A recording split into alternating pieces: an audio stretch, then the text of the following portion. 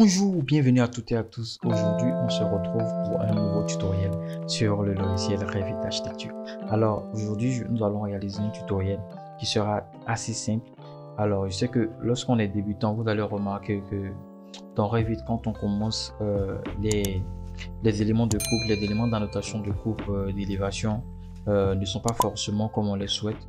Donc, comment on arrive à les personnaliser, à créer nous-mêmes des motifs de coupe que nous souhaitons. Alors, vous allez voir dans cette vidéo, je vais vous montrer ça. Vous allez voir que c'est pas du tout compliqué. Et au passage, pour ceux qui souhaiteraient s'améliorer sur le logiciel Revit Architecture ou sur AutoCAD, actuellement, je propose des formations sur Revit et AutoCAD à un tarif abordable de 100 dollars. 100 dollars, c'est environ 65 000 francs CFA. Donc, ceux qui voudraient se former et apprendre davantage sur Revit Architecture, vous pouvez m'écrire sur mon numéro WhatsApp ou mon mail qui va s'afficher maintenant. Donc, sans plus tarder, on commence. Donc, une fois que je suis sur Revit, ce que moi je vais faire, je vais venir ouvrir. Donc, la barrière architecturale, je fais OK.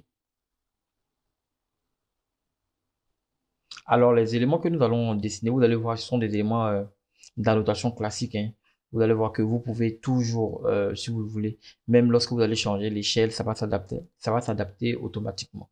Par exemple, moi, je vais venir, par exemple, faire des coupes. Et généralement, c'est avec les coupes même que moi, j'avais eu ce problème-là. C'est que lorsqu'on crée une coupe, généralement, on veut, par exemple, la noter ici, mettre, par exemple, coupe AA, ou peut-être créer un autre design de coupe. Donc, dans ce cas de figure, il y a deux méthodes.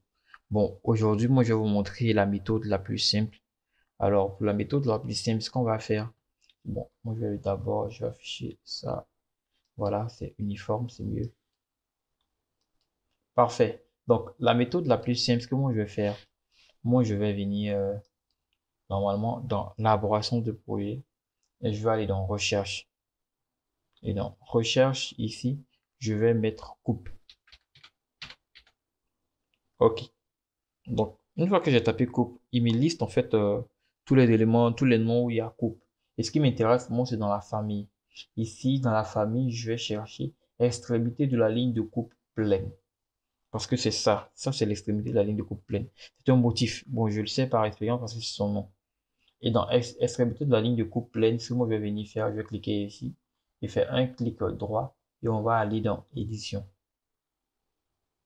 Voilà. Et c'est là que toute la magie va opérer. Donc ici dans édition, on a, nous sommes directement dans la famille de l'annotation en fait. Si je viens ici dans famille, vous allez voir que nous sommes dans une famille d'extrémités de ligne de coupe. Donc c'est la même chose que si je partais dans nouveau, créer famille et prendre famille, extrémité de ligne de coupe. Voilà. Ici, je peux le renommer à un autre nom, ça deviendra une nouvelle famille. Donc, moi, je vais pas le faire ça, vu que ce tutoriel, normalement, je vais faire un truc simple.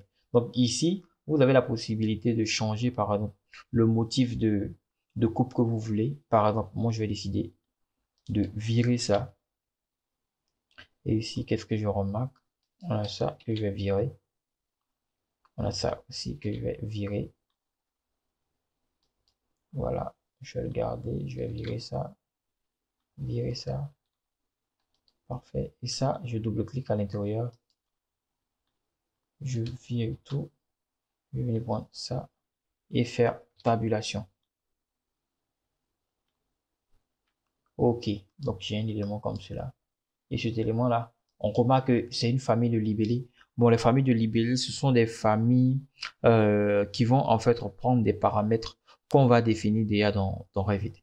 Par exemple, nous pouvons créer une famille de libellés de nom. Et quand on sera dans Revit, on aura accès à un champ nom qu'on pourra mettre, on pourra renommer à chaque fois. Je pourrais mettre nom, je sais pas, A, nom B, nom 2, 3, 4, ça dépend. Et ça va s'adapter automatiquement dans le logiciel. Par contre, on pourrait créer aussi une famille de textes. Eux, ça n'allait pas du tout bouger. C'est-à-dire que si j'avais mis par exemple A101 ici, quand j'allais dans Revit, le A101 là, il n'allait jamais bouger. Voilà. Donc c'est la grande différence. Je vais faire une famille sur les libellés de texte bientôt. Donc ici, ce que je vais faire, moi je vais sélectionner, je sélectionne et je vais dans modifier le libellé. Dans modifier le libellé ici, on va voir c'est quoi le libellé. Ici dans cette partie là, je vois que nous avons plusieurs familles qui sont déjà définies. Donc, ce qui moi m'intéresse, c'est numéro de la feuille. qui est le libellé qui est par défaut actuellement là. Moi, ce numéro de feuille là, moi je vais sélectionner et je vais faire ça. Et maintenant, moi je vais prendre par exemple ce libellé là, nom de la vue par exemple, que je vais envoyer ici. Et ici, préfixe, espace, préfixe, exemple de valeur, moi je vais l'appeler, je vais mettre par exemple C1. Par exemple, je suis appliqué, OK. Donc maintenant que quand je vais le charger dans le projet, on me demande de remplacer la version existante de ces valeurs de paramètres, je fais oui. Parfait. Donc ici, qu'est-ce qu'on remarque? Que nous avons un nom ici qui est coupe 1. Pourquoi coupe 1? Parce que vous allez voir que si je fais un autre élément ici, vous voyez, directement, il me met coupe 2. Ça, c'est la famille, ça, c'est les étiquettes qui font ça, comme je vous l'ai dit là. Les libellés plutôt, les textes de libellés. Donc, vous voyez qu'ici, j'ai coupe 2 et ainsi de suite. Si je fais d'autres coupes, ça me met coupe 3, coupe 4, coupe 5. Maintenant, pourquoi le coupe 2? Coupe 2, ça veut dire que dans Revit, je réduis par exemple là, je vais dans famille, élévation coupe ici. Si je viens dans coupe, vous voyez que le nom qui était attribué déjà par Revit, c'est coupe 1 et coupe 2. Donc ici, par exemple, si je voudrais une coupe que j'allais en nommer la coupe AA, puis je fais A en majuscule, je clique, vous allez voir que automatiquement, j'ai maintenant une coupe AA. Est-ce que vous voyez? Donc je peux aussi renommer ici encore et faire B pour avoir une coupe BB. Est-ce que vous voyez? Donc j'ai maintenant une coupe AA et une coupe BB. Donc c'est la même technique qu'on utilise pour les élévations aussi. C'est-à-dire que les éléments, les motifs d'élévation, si je ne veux pas que ça s'affiche tel que je veux, comme par exemple ce qui est là, j'ai juste à venir ici, à chercher la famille des élévations et aller modifier l'extrémité des élévations. Donc j'espère que vous aurez aimé la vidéo. Si c'est le cas, n'oubliez surtout pas de liker, de partager et de laisser un gros commentaire. Donc c'était David Ngoran.